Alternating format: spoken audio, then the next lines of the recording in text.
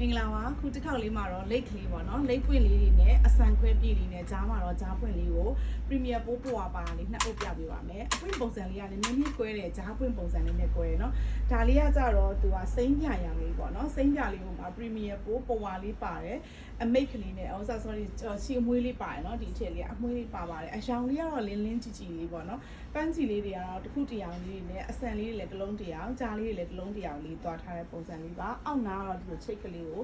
တကွေးတရားလေးခတ်ထားပါတော့ဈေးနှုန်းလေးက2,600 Premier ပို့ပေါ်ဝါလေးပါတဲ့အထည်လေးပါဒါလေးကကြောင့်အရောင်အေးအေးလေးစိမ့်ပြလေးတအားလာတဲ့ဒီရောင်လေးနော်စိမ့်ပြရောင်လေးပါ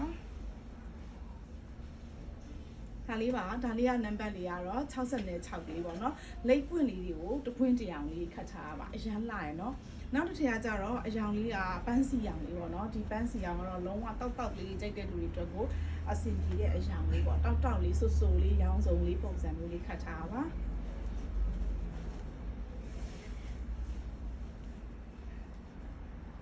ဒါလေးပါဒါတောက်တောက်လေးကြိုက်ရင်ဒါလေးယူပါနံပါတ်လေးကတော့